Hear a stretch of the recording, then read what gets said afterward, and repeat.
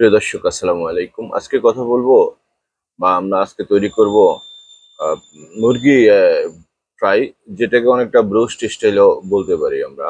এখানে আমরা তেলের সাথে আদা পেস্ট, টমেটো কাঁচা, তারপরে হচ্ছে সয়া সস, এইসব আদা, রসুন, এসব কিছু একসাথে দিয়ে, আর রেডি মিক্স মশলা, সব কিছু মিলিয়ে আমরা মুরগিকে ম্যারিনেট করে নেব প্রায় 1-1.5 ঘন্টার মতো। তারপরে আমরা আটার সাথে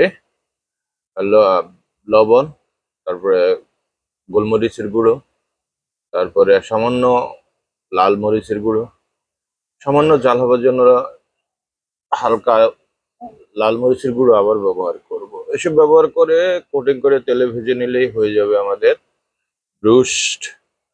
তো যে কথাটি বলবো সেটা হচ্ছে, ভিডিওটি যদি ভালো লাগে লাইক কমেন্ট শেয়ার করতে কৃপণতা করবেন না, কেননা লাইক কমেন্ট শেয়ার করলে যেটা হয়, আমাদের ভিডিও বানাতে ভালো লাগে।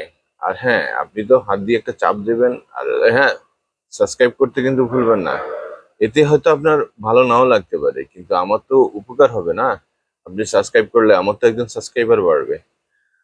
তো এই হচ্ছে আমাদের মূলত মুরগি ভাজার দৃশ্য। তো এইভাবে আপনারা করে খেয়ে দেখবেন। ভালো না লাগলে অবশ্যই আমাকে কমেন্টে জানাবেন। আমি আরো ভালো করে কিভাবে তৈরি করা যায় সে নিয়ে আপনাদের জন্য অবশ্যই ভিডিও বানানোর চেষ্টা করব। আর এটা অত্যন্ত মজাদার এবং টেস্টি। যদি কেউ করে না খেয়ে থাকেন তাহলে অবশ্যই খেয়ে নেন।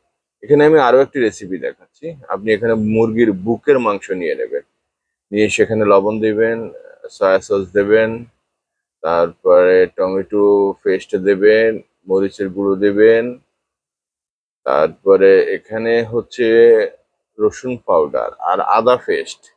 আপনার যদি সম্ভব হয় আপনি বাটা রসুনও দিতে পারেন। এখানে একটা ডিমকে গুলিয়ে দেওয়া হয়েছে, সাথে দেওয়া হয়েছে দুধকে ঘন করে রাখা। তবে এটা আপনি অনেকটা কনডেন্স মিল্ক বলতে পারেন। আর এখানে নেওয়া হয়েছে আটা।